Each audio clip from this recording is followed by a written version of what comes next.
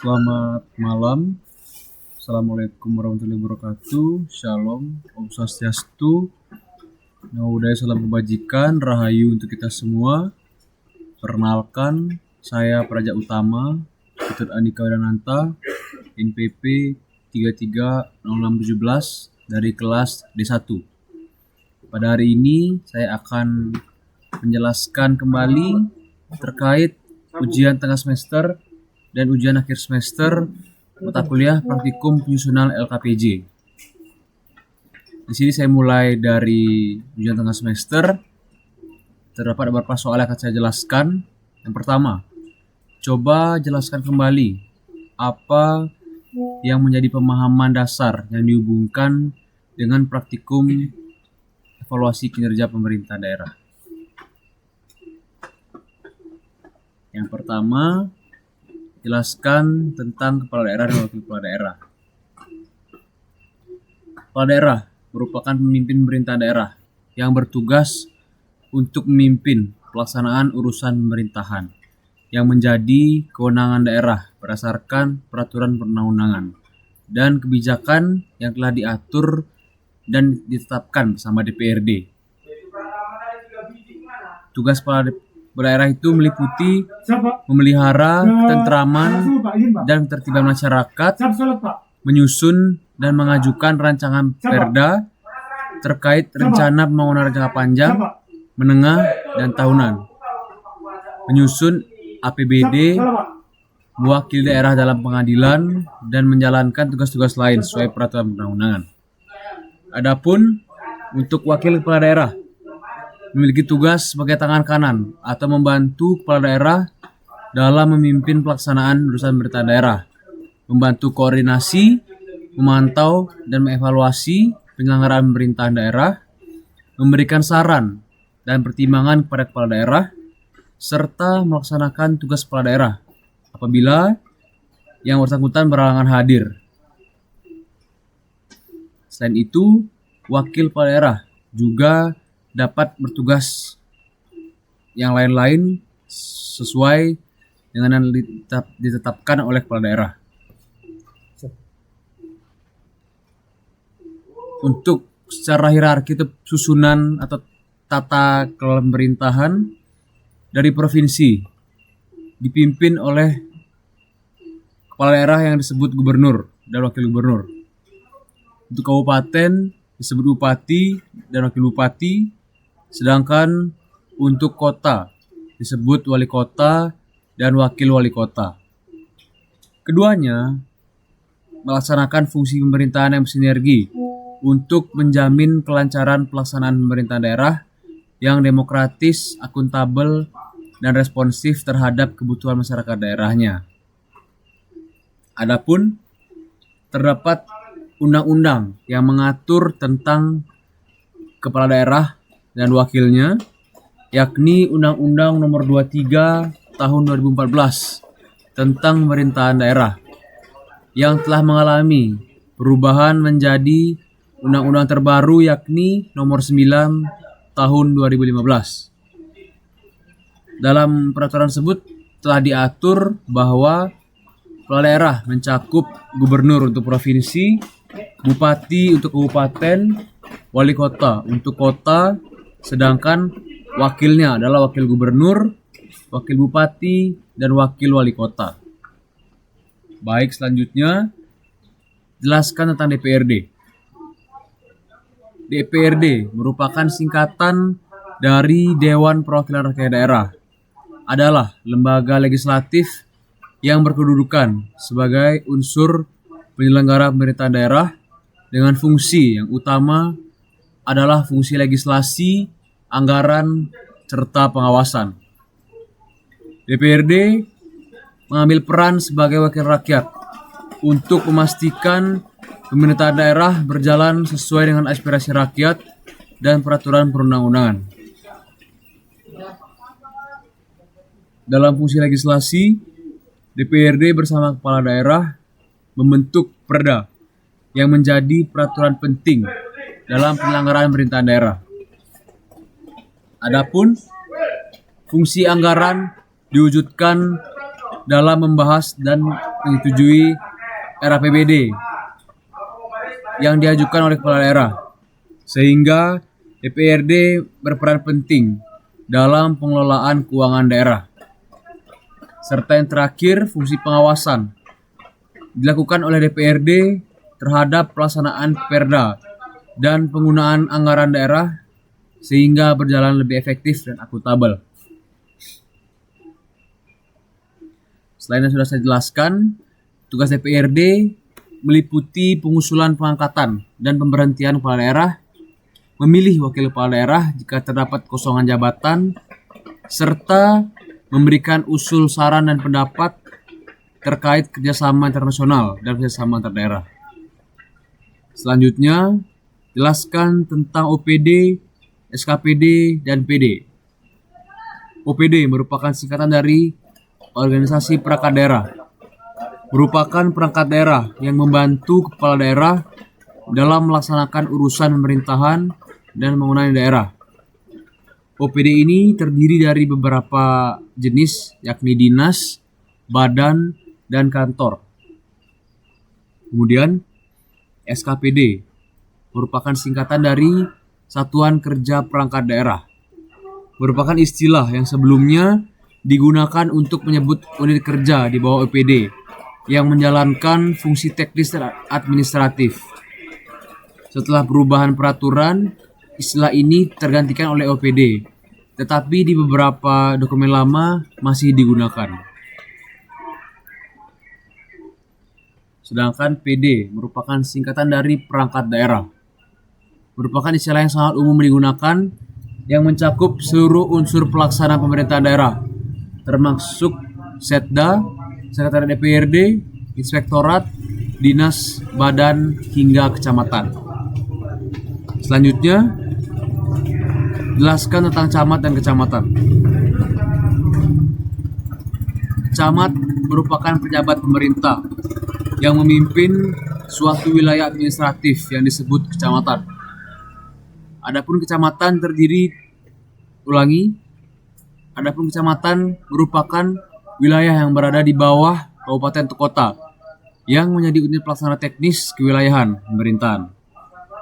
Camat bertanggung jawab langsung kepada bupati melalui Sekda dan memiliki beberapa tugas utama, yakni yang pertama, menyelenggarakan urusan pemerintahan umum di wilayah kecamatan, mengkoordinasikan kegiatan berdaya masyarakat, mengkoordinasikan upaya penyelenggaraan ketentraman dan ketertiban umum, dan beberapa tugas-tugas utama lainnya.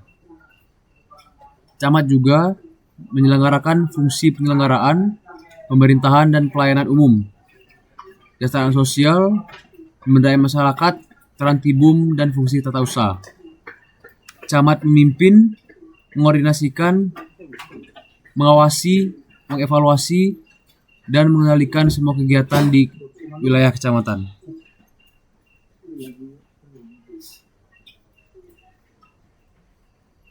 Baik, selanjutnya jelaskan tentang lurah dan kelurahan. Lurah merupakan pejabat yang memimpin dan mengelola pemerintahan setingkat kelurahan. Lurah bertanggung jawab langsung kepada camat yang memiliki tugas utama, yakni yang pertama merencanakan, melaksanakan, mengarahkan, dan mengendalikan penyelenggaraan pemerintahan di kelurahan. Kemudian, menyusun program kerja dan kegiatan kelurahan. Selanjutnya, melaksanakan pemberdayaan masyarakat di wilayah kelurahan. Dan yang terakhir, mengendalikan serta memantau pelaksanaan tugas aparat kelurahan.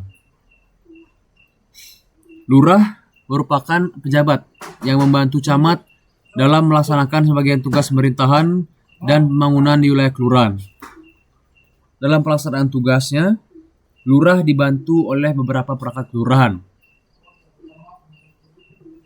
Kelurahan sendiri merupakan wilayah administratif terkecil dalam struktur kabupaten atau kota yang setingkat dengan desa. Kelurahan ini merupakan unit pelaksana teknis di bawah kecamatan yang bertugas untuk menyelenggarakan kegiatan pemerintahan di wilayahnya, melakukan pemberdayaan masyarakat, menjaga ketertiban dan ketentraman umum, serta beberapa tugas lainnya. Baik, selanjutnya jelaskan tentang desa dan kepala desa. Kepala desa atau kades merupakan pemimpin yang memimpin di tingkat desa dengan dipilih langsung oleh masyarakat desa secara demokratis. Kepala desa berkedudukan sebagai kepala pemerintahan desa yang memimpin pelaksanaan pemerintahan, pembangunan, pembinaan kemasyarakatan, dan pemberdayaan masyarakat desa.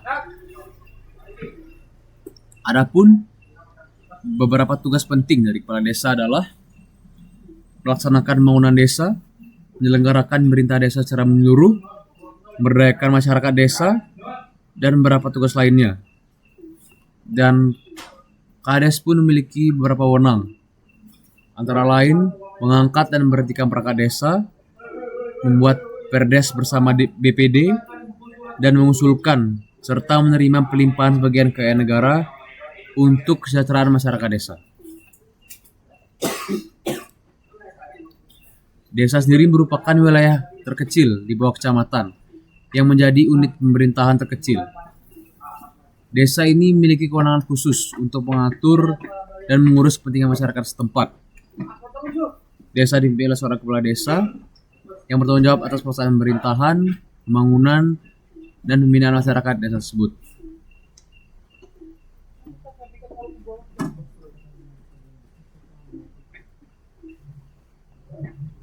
Selanjutnya, soal nomor 2.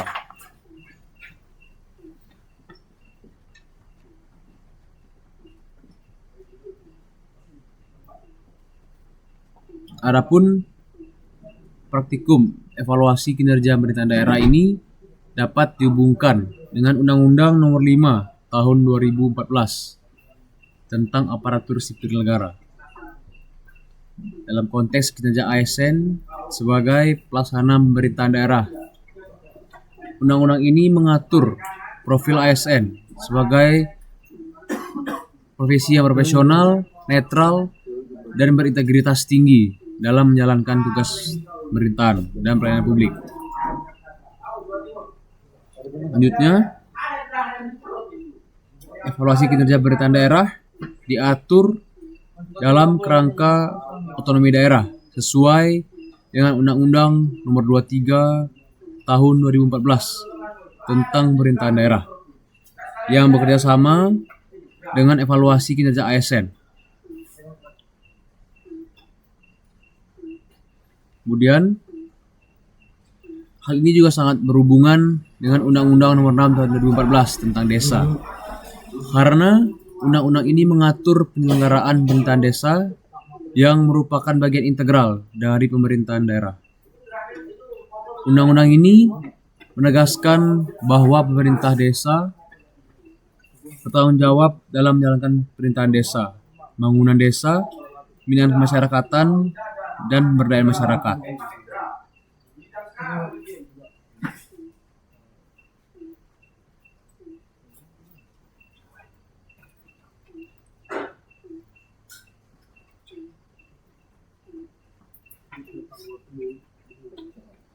Baik, kita lewati beberapa nomor.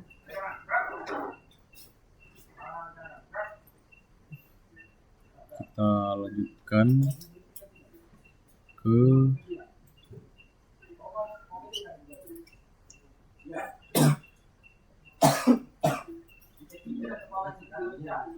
nomor 3.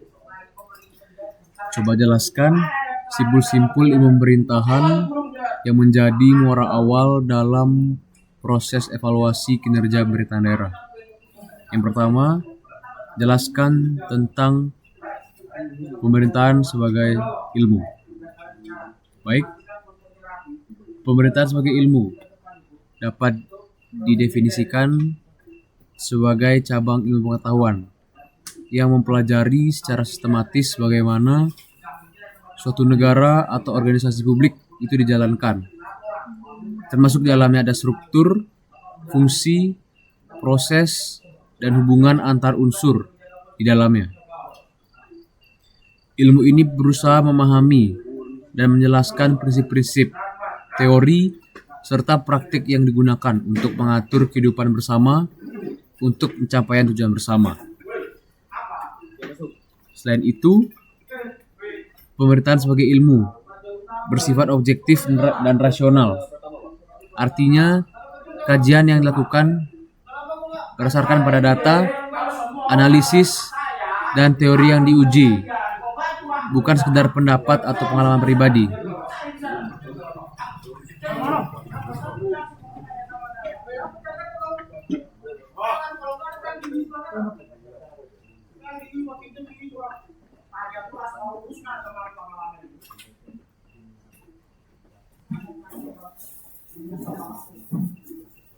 Baik, selanjutnya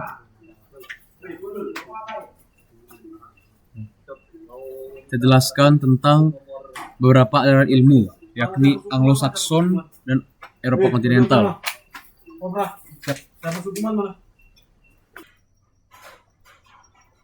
Baik, selanjutnya saya akan jelaskan mengenai aliran ilmu pemerintahan. Di sini ada dua, yakni Anglo-Saxon dan aliran Eropa kontinental. Dimulai dari Anglo-Saxon. Anglo-Saxon atau sistem hukum Anglo-Amerika atau Common Law merupakan sistem hukum yang berasal dari Inggris, kemudian menyebar ke Amerika Serikat dan negara-negara bekas jajahannya. Anglo-Saxon ini berasal dari nama bangsa, yaitu bangsa Anglo-Saxon yang pernah menyerang sekaligus menjajah Inggris yang kemudian ditaklukkan oleh Hertog Normandia dan William.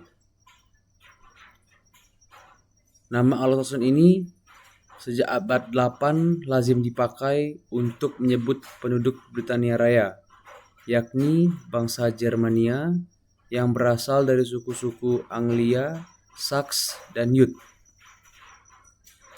Sistem ini merupakan sistem hukum yang berdasarkan pada jurisprudensi, yaitu keputusan-keputusan hakim terdahulu dan kemudian menjadi dasar untuk putusan hakim-hakim selanjutnya.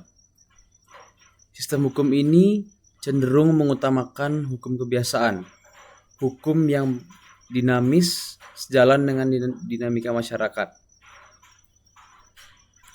Dalam perkembangannya, sistem hukum ini mengenal pembagian hukum publik dan hukum privat.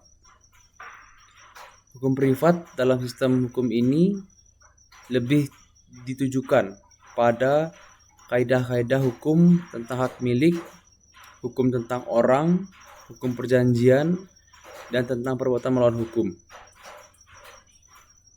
Adapun hukum publik mencakup peraturan-peraturan hukum yang mengatur kekuasaan dan wewenang penguasa atau negara, serta hubungan-hubungan antara masyarakat dan negara. Sistem hukum ini mengandung kelebihan dan kekurangan. Adapun kelebihannya lebih bersifat fleksibel dan sanggup menyesuaikan dengan perkembangan zaman. Karena hukum yang diberlakukan merupakan hukum tak tertulis atau common law. Dan kelemahannya, kepastian hukum kurang terjamin dengan baik karena dasar hukum ini adalah untuk menyelesaikan perkara yang diambil dari hukum kebiasaan atau hukum adat yang tak tertulis. Selanjutnya, saya akan jelaskan tentang Eropa kontinental. Sistem hukum ini berkembang di negara-negara Eropa dan sering disebut sebagai civil law, yang semula berasal dari kodifikasi hukum yang berlaku di Kekaisaran Romawi pada masa pemerintahan Kaisar Justinianus abad 6 sebelum Masehi.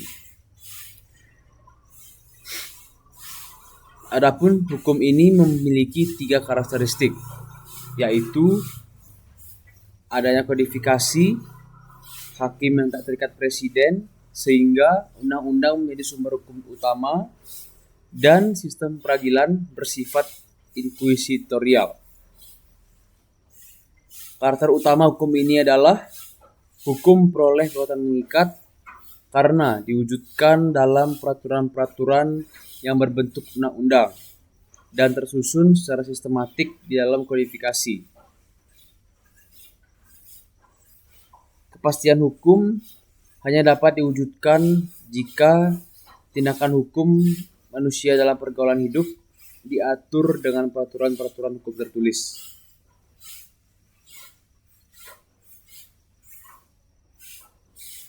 Adapun bentuk-bentuk sumber hukum dalam arti formal dalam sistem hukum civil law berupa peraturan perundang-undangan, kebiasaan-kebiasaan, dan jurisprudensi.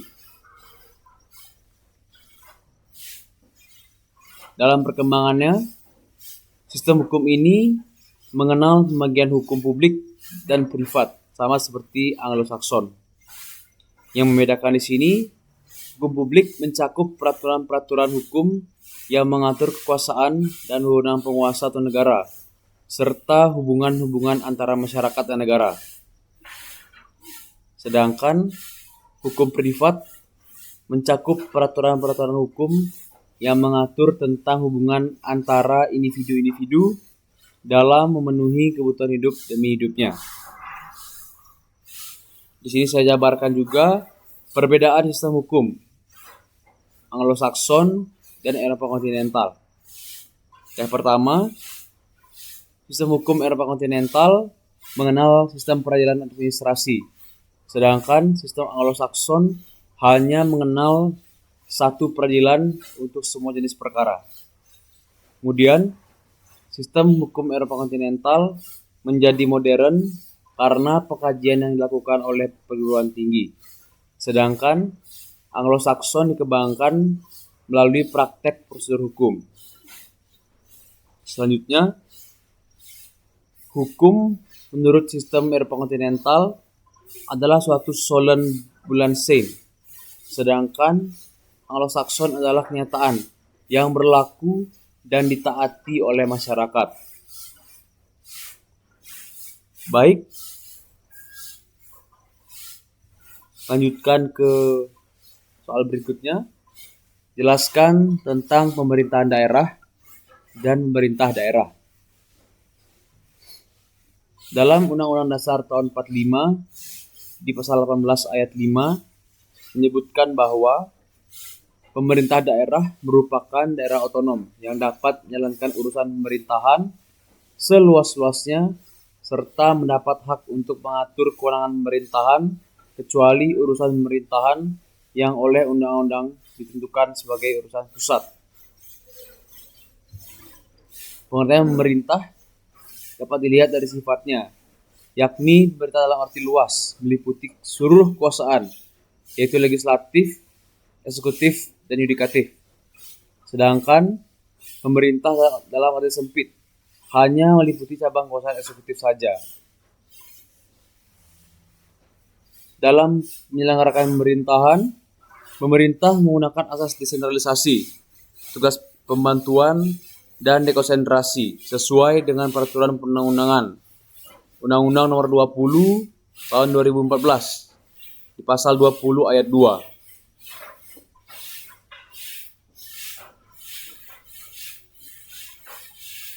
Fungsi pemerintah daerah dapat diartikan sebagai perangkat daerah, menjalankan, mengatur, dan menyelenggarakan jalannya pemerintahan. Fungsi pemerintah daerah menurut Undang-Undang Nomor 23 Tahun 2014 antara lain: yang pertama, mengatur dan mengurus sendiri urusan pemerintahan menurut asas otonomi dan tugas pembantuan.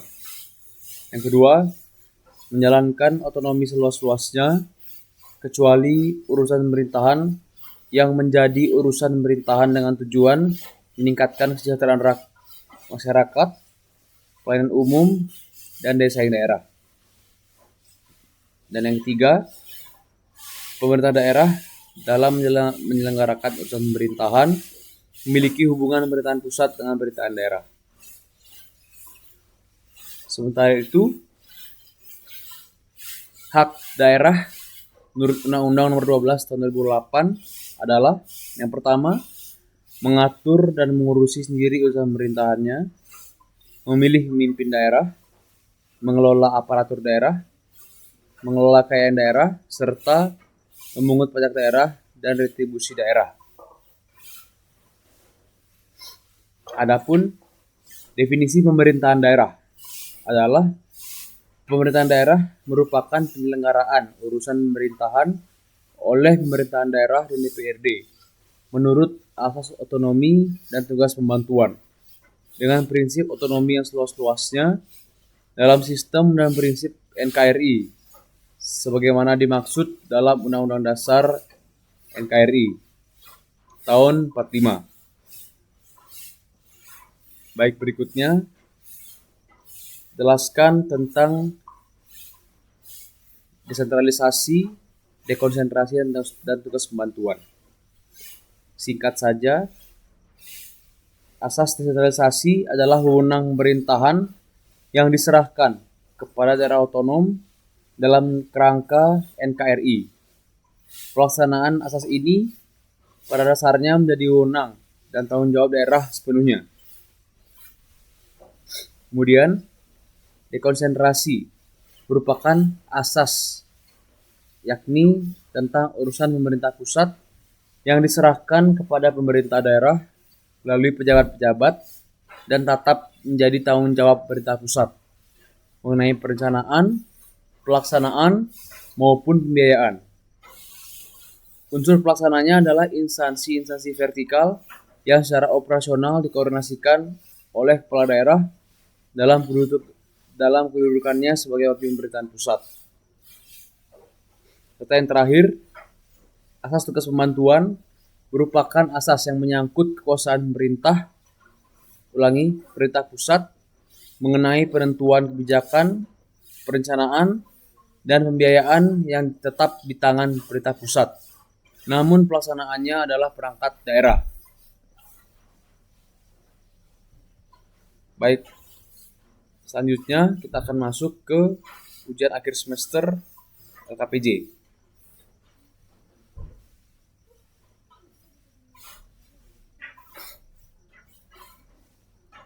Terdapat beberapa soal di sini, saya jelaskan satu persatu. Yang pertama,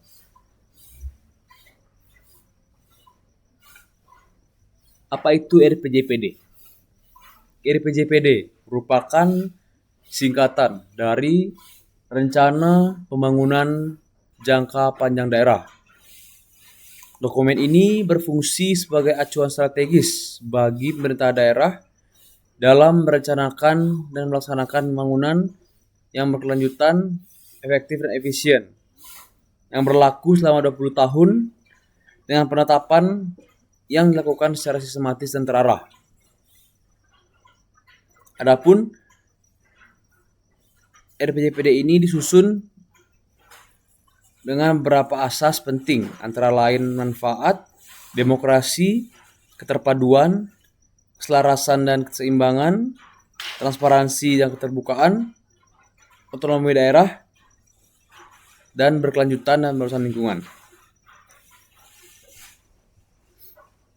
Isi dari dokumen ini mencakup visi dan misi pembangunan daerah, arah dan strategi pembangunan yang sesuaikan dengan kondisi lokal, serta rencana untuk meningkatkan kualitas SDM, infrastruktur, serta ketahanan sosial budaya. Selanjutnya, kita bahas tentang RPJMD. RPJMD merupakan singkatan dari Rencana Pembangunan Jangka Menengah Daerah, yang dimana dokumen ini berfungsi sebagai acuan strategis bagi Pemda dalam merencanakan dan melaksanakan pembangunan yang berkelanjutan, efektif, dan efisien. Ini merupakan penjabaran dari visi misi dan program kepala daerah yang disusun dengan berpedoman pada RPJPD serta RPJMN atau Rencana Pembangunan Jangka Menengah Nasional. Adapun dokumen ini disusun berdasarkan beberapa asas, yakni keterpaduan, transparansi, akuntabilitas, dan keberlanjutan lingkungan. Adapun isinya mencakup visi dan misi pembangunan daerah, tujuan, sasaran, dan strategi pembangunan, kebijakan umum dalam program yang akan dilaksanakan selama 5 tahun, dan arah kebijakan keuangan daerah dan kerangka pendanaan yang bersifat indikatif.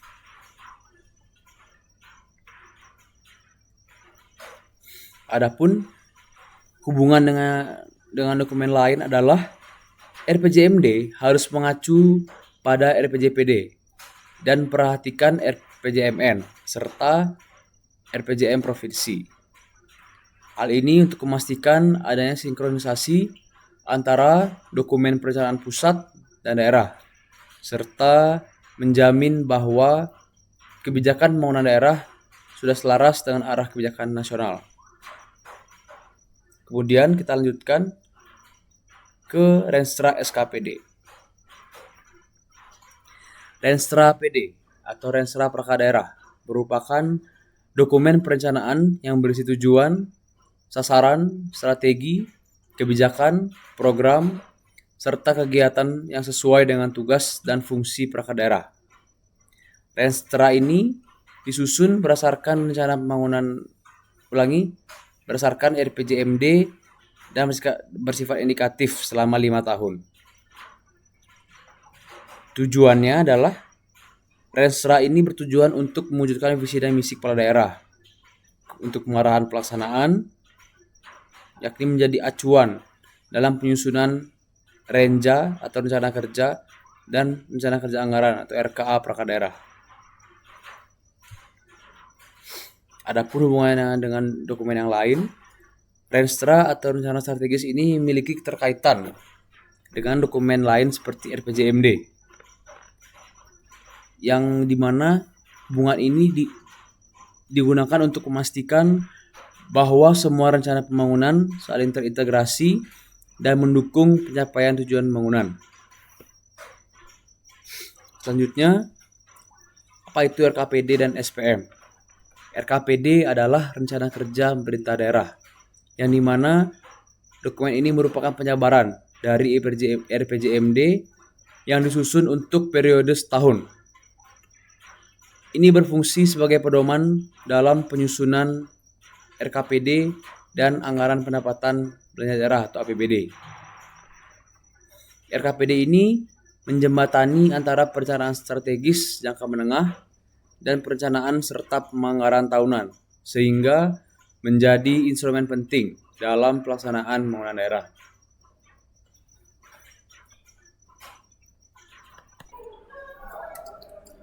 Baik, selanjutnya saya akan menjelaskan terkait isi dari dokumen RKPD, di mana RKPD ini memuat beberapa isi atau intisari. Yang pertama, rancangan kerangka ekonomi daerah, kemudian prioritas pembangunan daerah, dan yang terakhir rencana kerja serta pendanaannya.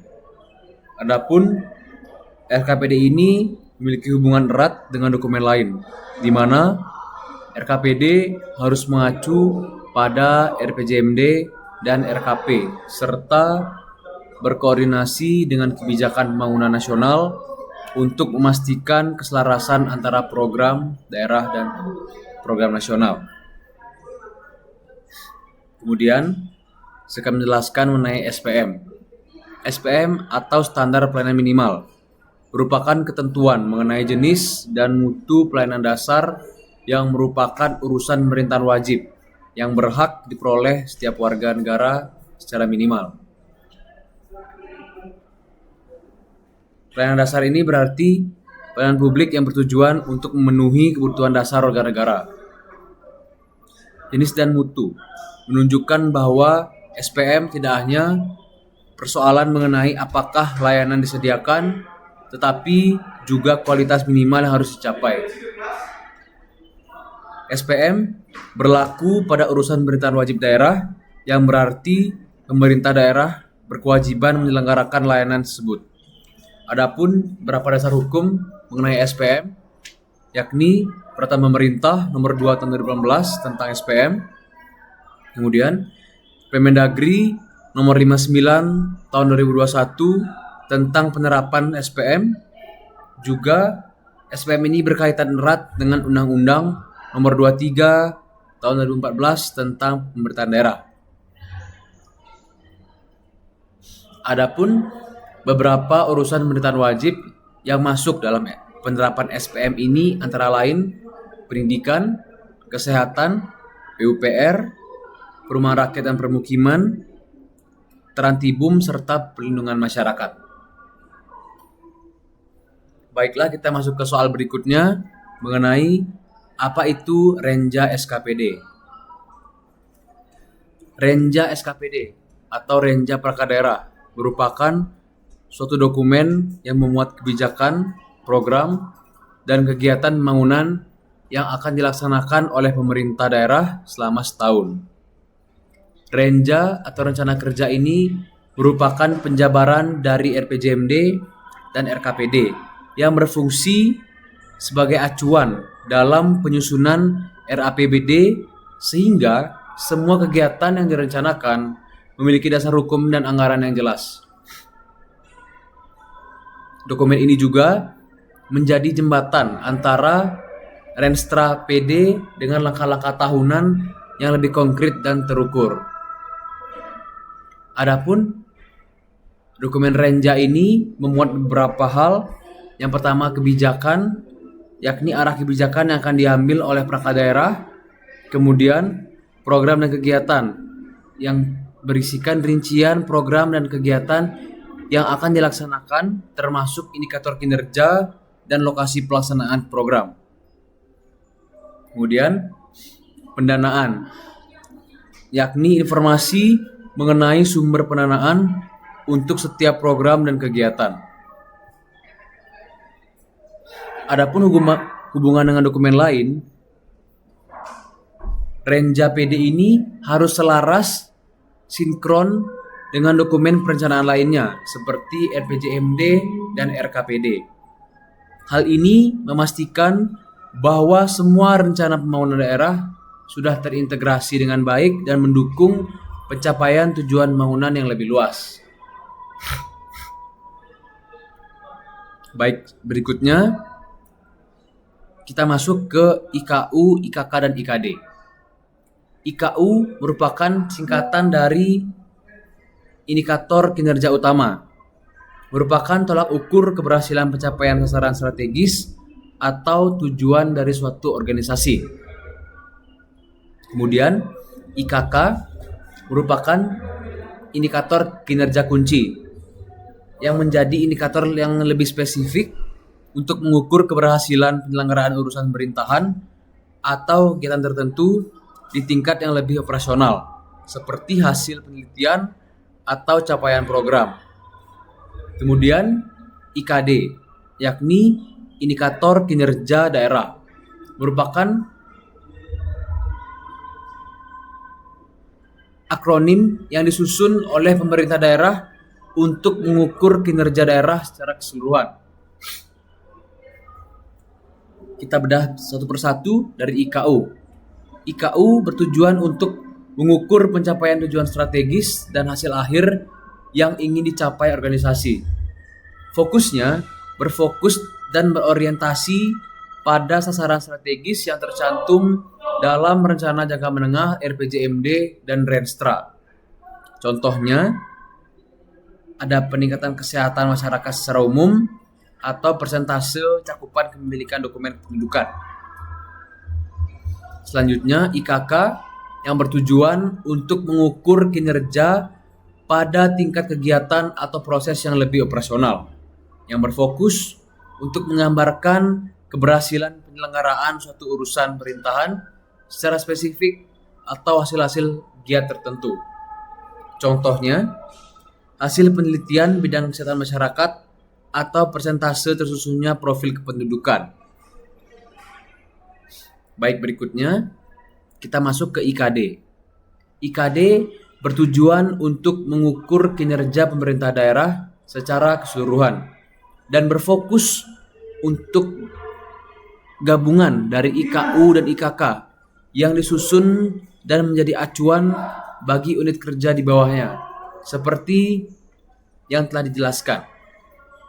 Contohnya, IKD Provinsi DKI Jakarta yang mengacu pada tujuan dan sasaran strategis dalam rencana pembangunan daerah. Berikutnya, kita masuk ke Lakip Menpan RB. Lakip atau Laporan Akuntabilitas Kinerja Instansi Pemerintahan yang diatur dan evaluasi oleh Kementerian Pendayagunaan Aparatur Negara dan Reformasi Birokrasi atau Kemenpan RB. Kita bedah satu persatu. Lakip merupakan dokumen yang berisi pertanggungjawaban kinerja suatu instansi pemerintah atas pelaksanaan program dan kegiatan yang dibiayai oleh APBN atau APBD selama setahun anggaran. Laporan ini membandingkan antara perencanaan yang telah ditetapkan dengan hasil atau capaian kinerja yang sesungguhnya. Lakip merupakan produk atau hasil akhir dari Sakip yang merupakan salah satu cara untuk mewujudkan penyelenggaraan pemerintahan akuntabel, bersih dan transparan. Adapun Kemenpan RB di sini berperan sebagai kementerian yang bertanggung jawab untuk menyelenggarakan urusan pemerintahan di bidang pendayagunaan aparatur negara serta reformasi birokrasi.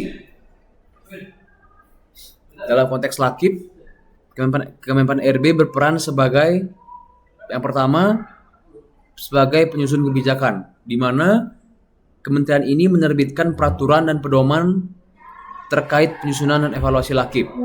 Contohnya, Permenpan RB nomor 53 tahun 2014 serta nomor 88 tahun 2021. Selanjutnya, sebagai evaluator, kementerian ini melakukan evaluasi terhadap Lakip yang dibuat oleh instansi-instansi pemerintah untuk menilai tingkat akuntabilitas dan efisiensi kinerja.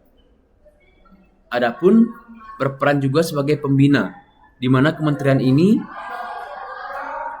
melakukan pembinaan, koordinasi, pemantauan, dan supervisi terhadap hasil evaluasi akuntabilitas kinerja instansi pemerintah atau AKIP di seluruh instansi pemerintah. Singkatnya, Lakip Menpan RB merupakan sistem dari proses pelaporan kinerja pemerintah yang sudah diatur oleh Kemenpan RB untuk memastikan adanya transparansi, efisiensi, dan akuntabilitas dalam penggunaan anggaran dan pencapaian tujuan pemerintahan. Baik, kita lanjutkan. Apa itu LPJ Kepala Daerah kepada DPRD yang sekarang berubah menjadi LKPJ Kepala Daerah kepada DPRD. LPJ Kepala Daerah menjadi LKPJ Kepala Daerah merupakan bagian dari reformasi administrasi pemerintahan daerah Indonesia yang terutama didorong oleh perubahan landasan hukum. Adapun beberapa perubahannya adalah perubahan dari Undang-Undang Nomor 32 Tahun 2004 menjadi Undang-Undang Nomor 23 Tahun 2014 tentang pemerintahan daerah. Selanjutnya, perubahan Peraturan Pemerintah Nomor 3 Tahun 2007 menjadi Nomor 13 Tahun 2019 tentang laporan dan evaluasi penyelenggaraan pemerintahan daerah.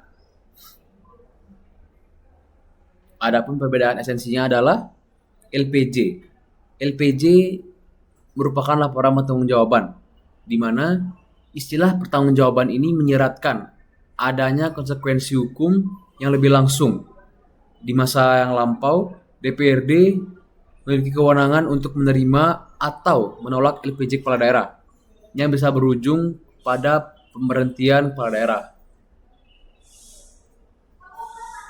Kemudian LKPJ yakni laporan keterangan pertanggungjawaban. Di sini kita dapat istilah keterangan pertanggungjawaban yang mengubah kata-kata pertanggungjawaban yang sebelumnya.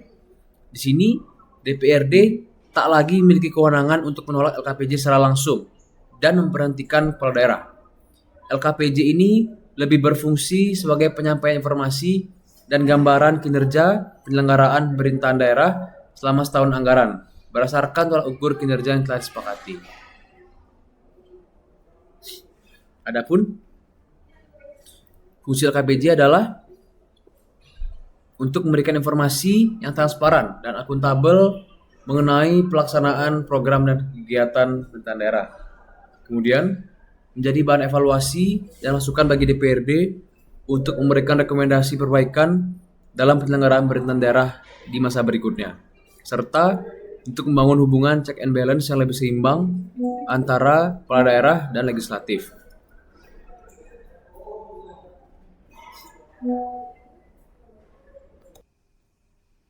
Baik, selanjutnya kita akan masuk ke LPPD Mendagri, di mana LPPD merupakan singkatan dari Laporan Penyelenggaraan Pemerintahan Daerah, yang merupakan laporan tahunan yang wajib dibuat oleh pemerintah daerah dan disampaikan kepada Kemendagri untuk menggambarkan penyelenggaraan pemerintahan daerah selama setahun berdasarkan RKPD. Adapun LPPD ini mencakup capaian kinerja urusan pemerintahan yang diurus oleh setiap daerah dengan menggunakan IKK yang telah ditetapkan oleh Mendagri. Adapun dasar hukumnya adalah Undang-Undang Nomor 23 Tahun 2014 tentang Pemerintahan Daerah, Pasal 69 ayat 1. Dan kemudian LPPD berfungsi sebagai alat akuntabilitas dan evaluasi kinerja pemerintahan daerah pada pemerintah pusat. Adapun proses dan penyusunan LPPD ini diawali dari pengumpulan data kinerja, kemudian ada rekapitulasi dan analisis capaian indikator, penyusunan naskah LPPD, verifikasi, dan yang terakhir penandatanganan dan penyampaian resmi pada Menteri Dalam Negeri melalui sistem ILPPD. Adapun dokumen ini memiliki batas waktu dalam penyampaiannya, yakni paling lambat 3 bulan setelah tahun anggaran berakhir, yakni pada akhir bulan Maret tahun berikutnya. Berikut saya akan jelaskan mengenai ILPPD menjadi RLPPD pada masyarakat. ILPPD adalah informasi laporan penyelenggaraan pemerintahan daerah yang secara umum kini dikenal sebagai RLPPD atau ringkasan laporan penyelenggaraan pemerintahan daerah. Dokumen ini disampaikan kepada masyarakat sebagai bentuk transparansi dan keterbukaan pemerintah pada masyarakat. Adapun perbedaannya di sini bisa kita bedakan dari definisi yang sudah saya jelaskan barusan. Kemudian tujuan. Untuk ILPPD bertujuan untuk memberikan gambaran umum kepada masyarakat tentang penyelenggaraan pemerintahan daerah. Sedangkan RLPPD bertujuan untuk memudahkan masyarakat dalam mengakses dan memahami kinerja pemerintahan daerah. Untuk perkembangannya, istilah yang digunakan di masa lalu untuk penyampaian informasi dari LPPD kepada publik itu disebut ILPPD. Kemudian untuk RLPPD merupakan istilah yang digunakan zaman sekarang, sejalan dengan peraturan pemerintah nomor 13 tahun 2019 tentang laporan dan evaluasi penyelenggaraan pemerintahan daerah. Adapun RLPPD ini disampaikan pada masyarakat dengan bertujuan untuk meningkatkan transparansi serta akuntabilitas, di mana masyarakat dapat melihat dan mengawasi kinerja serta penggunaan anggaran oleh Pemda. Kemudian berikutnya untuk mendorong angka partisipasi publik. Dengan mengetahui informasi yang jelas, maka masyarakat dapat memberikan masukan serta tanggapan yang lebih terarah untuk perbaikan kinerja pemerintah. Selanjutnya, dapat meningkatkan kepercayaan masyarakat terhadap pemerintah, dan yang terakhir sebagai bahan evaluasi, di mana dokumen ini menjadi dasar bagi Pemda untuk evaluasi dan merumuskan kebijakan yang lebih baik di masa mendatang. Berikutnya, apa itu APBD dan APBDP? APBD merupakan singkatan dari Anggaran Pendapatan dan Belanja Daerah, yang merupakan rencana keuangan tahunan yang disetujui oleh DPRD dan ditetapkan dalam Perda. Sementara itu, APBDP, yakni perubahan anggaran pendapatan dan belanja daerah, merupakan APBD yang telah direvisi karena adanya perubahan dalam rincian pendapatan dan belanja daerah di tengah tahun anggaran, seperti karena kondisi yang tidak terduga atau perubahan prioritas. Adapun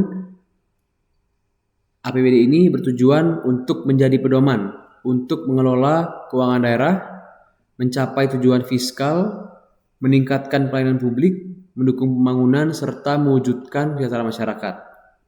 Di sini, APBD berfungsi sebagai fungsi otorisasi, perencanaan, pengawasan, alokasi, distribusi, dan stabilisasi. Kemudian, untuk APBDP sendiri merupakan revisi atau perubahan dari APBD awal yang telah disetujui, yang disebabkan oleh beberapa faktor. Yang pertama, pendapatan yang tidak sesuai target, kemudian ada kebutuhan mendesak karena keadaan darurat atau bencana, serta ada perubahan dalam prioritas pembangunan. Adapun fungsinya adalah untuk memastikan APBD tetap relevan dan efektif dalam menanggapi kondisi dan kebutuhan yang berubah di daerah, dengan cara menyesuaikan alokasi anggaran yang ada. Berikutnya, kita jelaskan mengenai KUHP-PAS. KUHP-PAS merupakan singkatan dari Kebijakan Umum Anggaran dan Prioritas Plafon Anggaran Sementara. Dua dokumen ini menjadi pedoman awal dalam penyusunan APBD.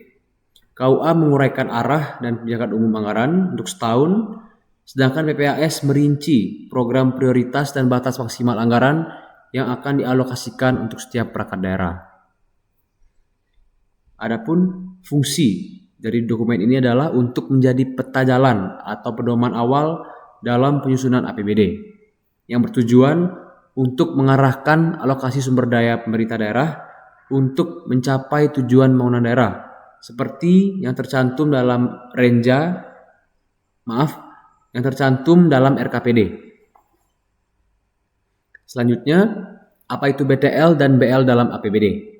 BTL merupakan singkatan dari belanja tidak langsung, merupakan belanja yang terkait langsung dengan program dan kegiatan daerah, seperti gaji pokok PNS, tunjangan, dan bansos. Sedangkan BL atau belanja langsung adalah belanja yang langsung terkait dengan pelaksanaan program dan kegiatan, seperti belanja untuk proyek pembangunan, belanja barang, dan modal.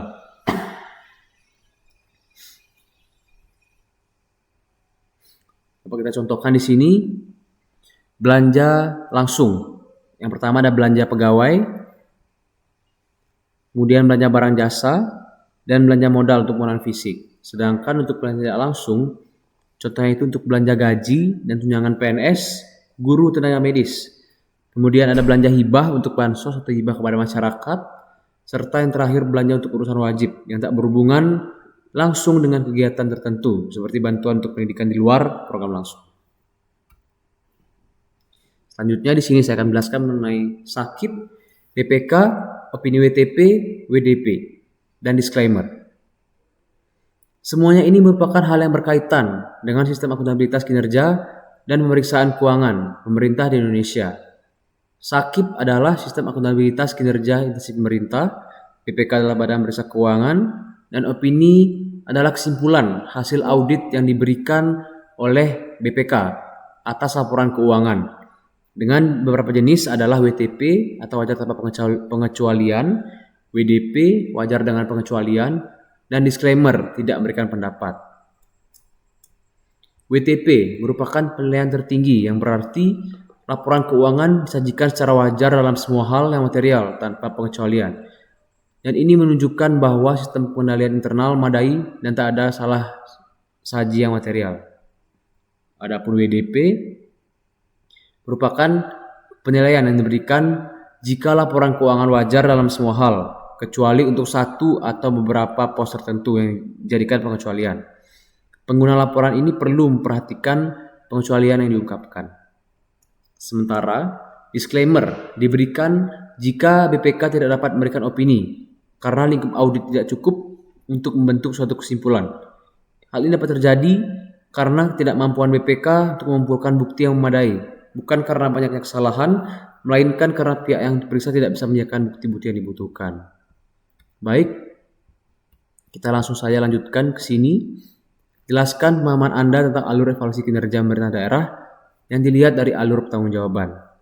Pada gambar ini, kita lihat merupakan model pertanggungjawaban menurut Undang-Undang Lama Undang-Undang Nomor 5 Tahun 74, di mana dapat kita simpulkan dari gambar ini bahwa pada saat itu kepala daerah dipilih langsung oleh presiden, sehingga alur pertanggungjawaban kepala daerah adalah bertanggung jawab langsung pada presiden, tetapi melalui Mendagri.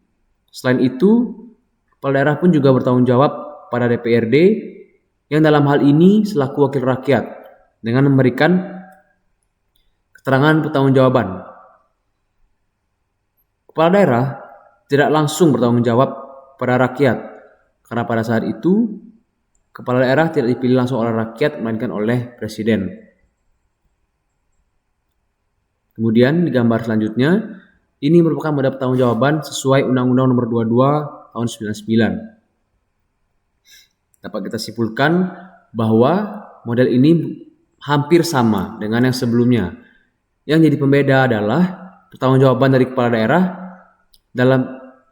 kepada presiden dalam bentuk dokumen laporan, sedangkan untuk DPRD hanya dalam bentuk pertanggungjawaban. Nah, di sini merupakan model pertanggungjawaban yang baru menurut Undang-Undang Nomor 32 Tahun 2004 dan Undang-Undang Pemda Nomor 23 Tahun 2014. Dari gambar ini dapat kita simpulkan bahwa kepala daerah bertanggung jawab pada dua unsur sekaligus, yakni pemerintah pusat melalui LPPD dan masyarakat. Kepala daerah tidak bertanggung jawab pada DPRD, tetapi DPRD melaksanakan fungsinya sebagai legislatif, yakni fungsi pengawasan terhadap kinerja kepala daerah dan pemerintah daerah. Tetapi kepala daerah tetap memberikan laporan atas evaluasi kinerja daerah dalam bentuk LKPJ kepada DPRD. Kemudian keterbukaan dari penyelenggaraan pemerintahan dibuktikan dengan dibuatnya dokumen IPPD yang dapat diakses oleh masyarakat. Baik, di sini merupakan visi sebuah Kabupaten X dan Y, di mana X terwujudnya Kabupaten X yang damai, maju sejahtera, demokratis dan tangguh serta berjaya saing di atas rasa cinta kasih, kejujuran dan kerja keras. Dibandingkan dengan visi Kabupaten saya yang dapat dilihat di sini,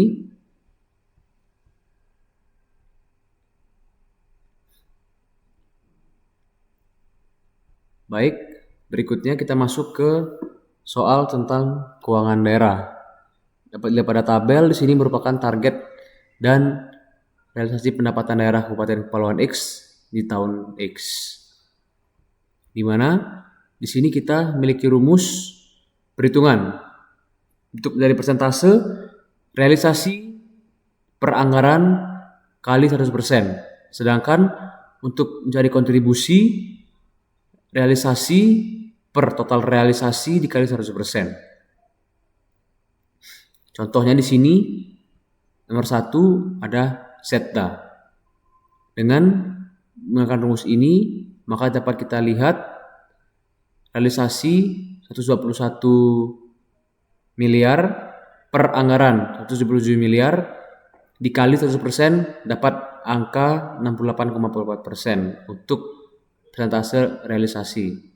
Adapun kontribusinya yakni 121 miliar ini per total realisasi yang di paling bawah 387 miliar. Ulangi, yang paling bawah ini 269 miliar dikali 100% sehingga menghasilkan angka 40,4%. Begitupun seterusnya sampai di nomor terakhir. Kemudian di tabel ini juga sama, menggunakan rumus yang sama untuk memperoleh persentase dan kontribusi.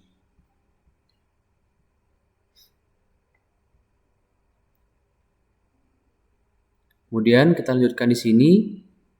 Terdapat anggaran dan realisasi pembiayaan daerah Kabupaten X tahun X, di mana terdapat dalam tabel dan penerimaan pembiayaan.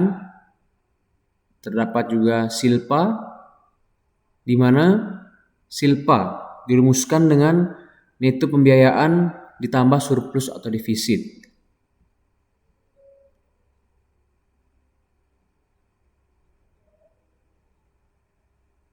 Baik, mungkin sekian yang dapat saya sampaikan untuk video kali ini. Terima kasih atas waktu dan perhatian dari Prof, dari rekan-rekan semua penonton YouTube. Semoga apa yang saya sampaikan dari awal hingga akhir dapat bermanfaat untuk kita semua dan dapat menjadi pelajaran untuk kita ke depannya dalam memahami sistem pemerintahan daerah, khususnya dalam praktikum LKPJ. Akhir kata saya tutup dengan Assalamualaikum warahmatullahi wabarakatuh. Shalom, Om Santi Santi Santi Om.